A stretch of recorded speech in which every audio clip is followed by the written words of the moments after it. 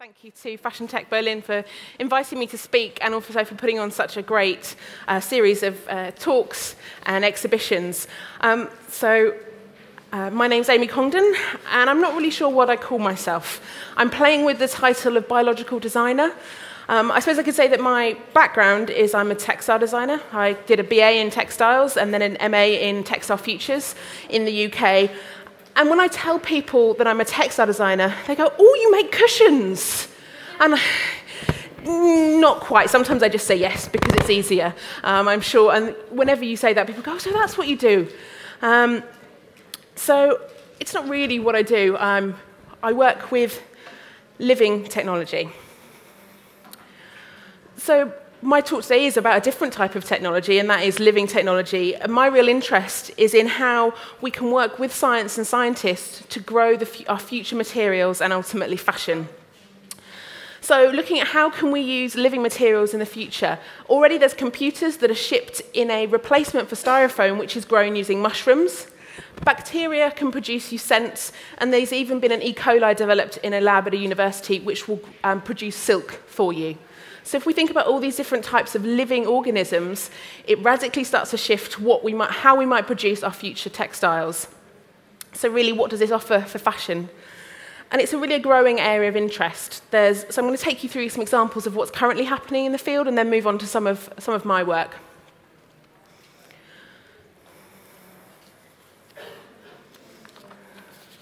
So first, I'm not sure many of you know the work of Suzanne Lee. She's a fashion designer, and this jacket has been grown by bacteria. The fabric is grown by bacteria. It's a cellulose material. Now, cellulose is a material that covers 90% of the planet, and it's a byproduct of a process called kombucha, which I don't know, it's a health drink, whether many of you have had it. You brew this health drink, and people drink it for, it's a kind of like a good for your gut, lots of good bacteria in there. But a byproduct of it is it grows, as it's fermenting, there's a mat of cellulose that rises to the top, which is produced by these bacteria. And Suzanne really pioneered work with using this for fashion. You dry it down, and you get something that's very close to sort of a vegetable leather. And it's completely compostable. So you could throw this jacket in your compost bin when you no longer want it, and it will decompose. Suzanne's company, Bio has moved away from looking at commercializing this. It's not mean that you can't. It's just that we don't currently have the infrastructure to support this radical new way of manufacturing textiles. Really, you could imagine that our future our fabric factories might look more like breweries rather than the traditional kind of looms and knitting machines that we have. So Suzanne actually runs the world's first bio-creative consultancy, and looking at trying to advise companies bringing biofabricated products to market. I'm lucky enough to have worked for Suzanne, and I'd really encourage you, she's featured in the film The Next Black, which is showing over lunchtime, so I'd really encourage you to watch that, to hear more of what she's got to say. So keeping with the theme of bacteria, this work is by textile designer Natsai Chaser, and it's called Faber Futures. Natsai and myself studied together, and she's working at the University of College London, working with Professor John Ward, and they're using pigment-secreting bacteria. So this scarf has been dyed with a pigment that was produced by bacteria. And if you look at this, it's actually a much more sustainable way of dyeing our textiles. I mean, I know the textile industry as a whole is one of the most polluting and has used a lot of chemicals and a lot of water. But what if you could stick a scarf in a Petri dish, and it could be dyed within that Petri dish? So the unique pattern that you get on this scarf is produced by folding a scarf and placing it in a Petri dish and growing it with putting it in with the bacteria. Bacteria secrete these colours, and then it's transferred onto the textile. So you can really rethink how we would rethink our colours and our ways of creating pattern when working in a laboratory. And also within this realm, there's the work of Studio Blonde and Bieber, who I think have got some work in the exhibition out there, and also who'll be speaking later, and they're looking at dyeing textiles with algae. Really great work. I'd really encourage you to stick around and to have a look at that. So moving on from bacteria to the type of organisms that I work with and I'm interested in, which is cells. This project, it's 2005 this was done, and it's called biojewelry. These rings have been grown using human bone cells. The project looked to get participants, couples, and then they took biopsies and grew wedding rings out of their partner's bone cells. Yeah, it splits people down the middle, but it's an interesting one. I mean, would you want to have a ring grown out of your partner's bone cells? Goodness knows what happens if you get divorced. I have no idea. Whether you give it back, whether you keep it, it's a whole different ballgame. But it's a really interesting example of tissue engineering techniques or scientific techniques working in conjunction with very traditional jewelry techniques. So that you can see this kind of cross-pollination that's happening more and more between designers and scientists where they collaborate. So design is informing science, and then science is, on the other hand, informing design. This is another example. It's quite a famous one. It's called the Victimus Leather Jacket, and it's an art piece by a group called the Tissue Culture and Arts Project. It's a mini leather jacket that's been grown using cells. So they're very much from an art perspective. They look at critically engaging with the idea of growing our future materials, but it does really beg the question of what if one day you could say, today I'm wearing me? That you could grow yourself a leather jacket out of your own skin cells, that you could also grow leather without the need for killing an animal. And there are companies looking into this to commercialize this. There's a company in the States called Modern Meadow, which are looking to grow leather and meat in the lab. And they sort of moved out of the realm of medical technology because people kept on asking them, well, if you can grow skin in the lab, isn't that just leather? Can't you grow leather? So we begin to start thinking how working with these living materials might we really radically rethink how we make our textiles and our fashion. Please excuse the notes, I can get a bit excited and I forget the important things to say. I lose my brain sometimes. So how did I get into this area? It all started with this image. And I saw this on my BA, and my tutor handed me a very traditional textile magazine. I'm not sure whether you have it here, but it's called Selvage magazine. They do a lot about indigo dyeing and really, sort of organic cottons and things like that. But it's a really beautiful magazine, but they had this image. And it's a completely embroidered medical implant. So this was produced by a company called Ellis Developments, and they were asked by a surgeon who needed to do reconstructive surgery on someone who'd had a tumour removed from his shoulder. He wanted a piece that could go into the body and had lots of different attachment points so he could sew the muscle back in place. So the reason that they used embroidery is because you can completely mimic natural structures found within the body. If you use a weave, it's at right angles, and if you cut it, it frays, and with knit, it unravels and stretches. So I really became fascinated with this idea that very, very traditional, I mean, these are running stitch, satin stitch, the kind of stitches we've been using for centuries, suddenly become relevant in a whole new, innovative area. And it really started me to think, well, what could my role as a textile designer, what are my skills, what could they bring to this area?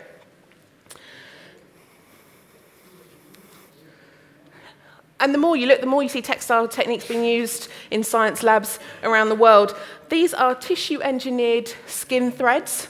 So tissue engineering is a term. It's basically within the realm of regenerative medicine, and they look to grow replacement parts of the body, from bits of skin to blood vessels, and they're ultimately looking at trying to, could you grow someone a heart who needed a heart transplant? This is one way of producing a blood vessel where they grow a layer of skin cells, roll it up into a thread, and then they crochet it in a sterile clean room into the shape of a blood vessel. So I start looking at these and thinking, well, what else could I crochet with skin threads, which are effectively leather threads?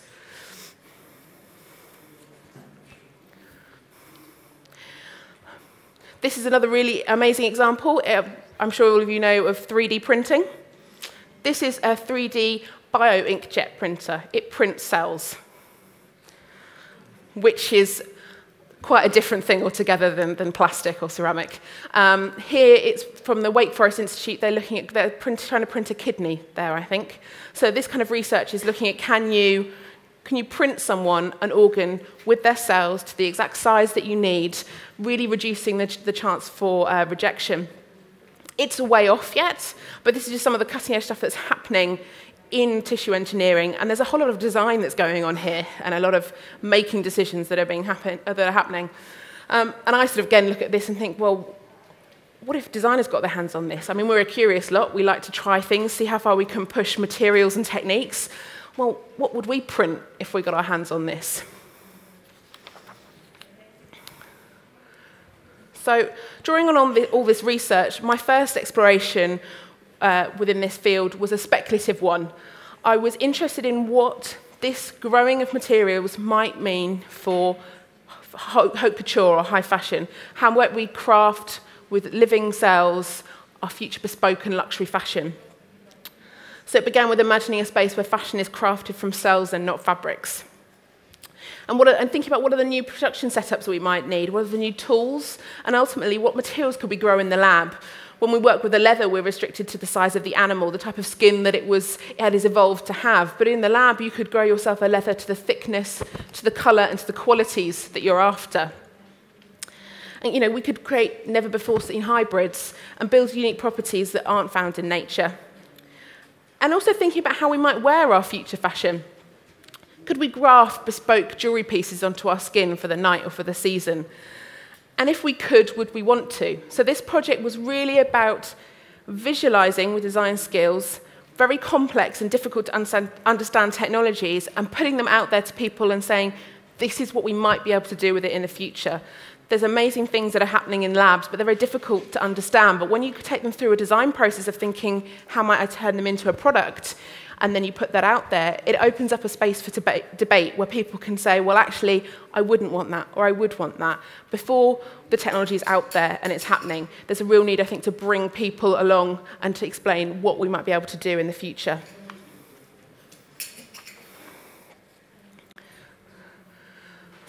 So within the Biological Atelier series, as it was called, I'd done a spring-summer, which were the two images previously, and also an autumn and winter collection.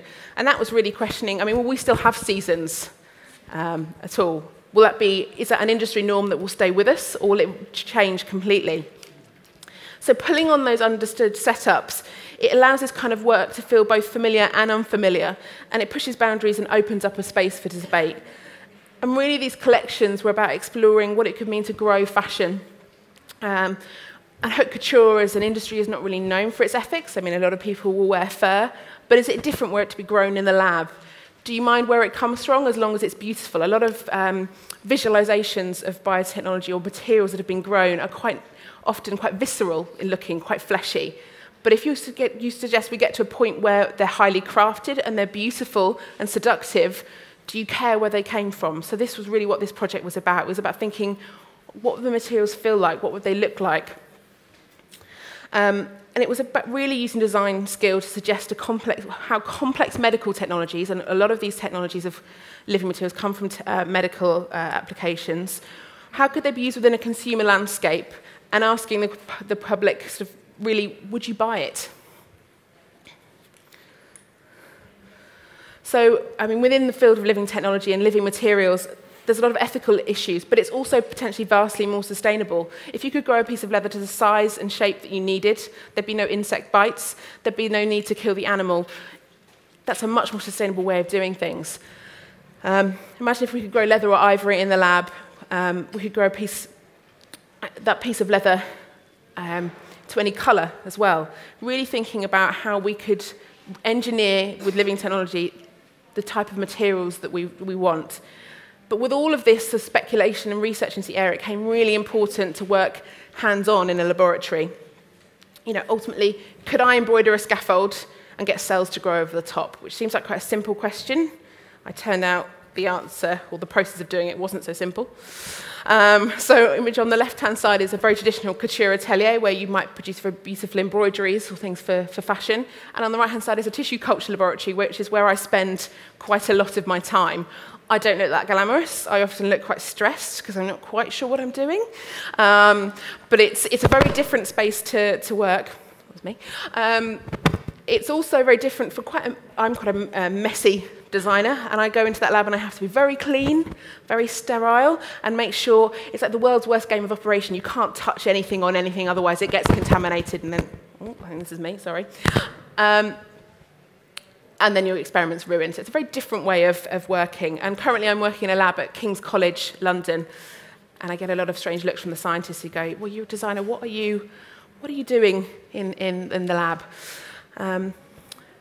It was a bit of a readjustment. I went in thinking I was going to grow really big bits of leather, and then you are working in dishes that are this big with cells that a lot of the time you can't see to begin with. So at the moment, it's about working with the techniques, understanding the technology, and trying to see what we can do with that. It's also a very weird thing. I've never had to say I've got to go and feed my samples. Sorry. It's a very different thing to have to do. Normally I can leave my samples in my studio for weeks on end and they're fine. If I do that now, they're going to die on me.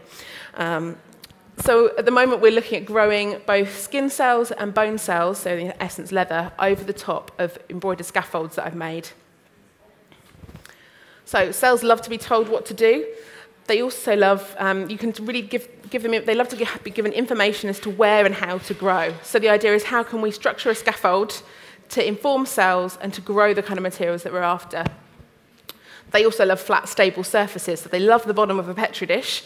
When you put something in there, which at this scale, although we would call it a 2D piece of embroidery, it's incredibly three-dimensional when you get to the micro scale. How do you encourage cells to grow on that and not on the bottom of the dish? All these kind of things that I never really thought I'd be having any issues with. I thought I'd just go in there and grow a piece of leather and that would be fine.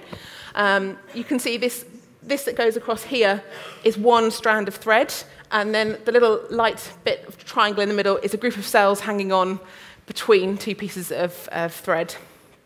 I got very excited when I saw this. My very early experiments were less than successful, as I didn't really know what I was doing, but I was trying to figure out how to do it. So at the moment, we're also looking to experiment and grow two different types of cells on a scaffold. Can the way that you structure a scaffold, mimicking those structures in the body with embroidery, can you grow two different types of cells on one scaffold? Could you grow bone in one area and leather in the other? So then you start to rethink how you might manufacture things. We're also looking at growing bone cells over the top of things like Swarovski crystals and pearls, thinking, can you set a pearl into place in a piece of jewelry within the growth process? Again, rethinking how we make and how we manufacture and what kind of products we might get in the future. And really, we're looking to see how close we can get to the biological atelier collection. Can we grow a piece of ethical ivory in the form of a bracelet, or can we grow a piece of textile trim? So currently, we're working with orientating the cells, and it's really great to be working with tissue engineers on this. I have to say, as you probably guessed, I am not a tissue engineer. Which is a very good thing, I think. I know enough to ask and have a conversation and ask questions. I think if I wanted to be a tissue engineer, I'd need to go and do a PhD. And there's people who've got PhDs in that and they know how to do it. So there's a real value, I think, in designers knowing what they do. Going into a lab or collaborating with anyone, it doesn't necessarily be from science, it could be from technology, chemistry, wherever. Going and asking the stupid question of, why can't we do it like that? Or can't we grow this? Because that naivety gap, I think, is actually a bit of a catalyst for innovation. I'm sure we all do things in our own work. We do it because we were taught like that, or because it's how we've always done it. And then someone comes along who doesn't really understand what we do and goes, well, why are you doing it like that? And then you start to question it, and that is where you get a space for interesting things to happen and different things to be tried out.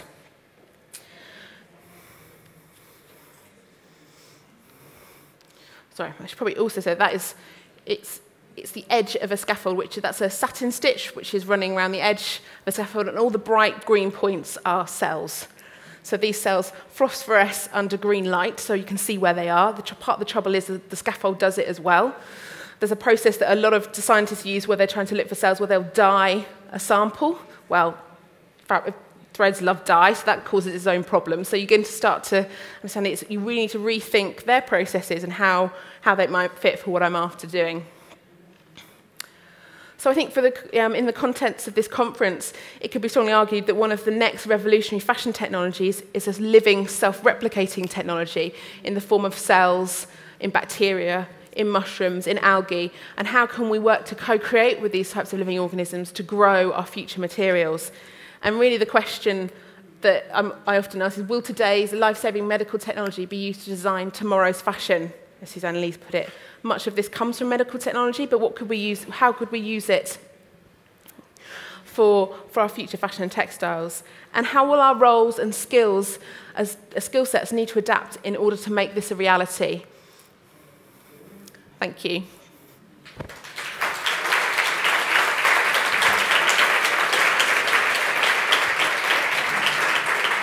Thank you very much, Amy. Are there any questions from your side? Okay, there's one question. We'll jump over.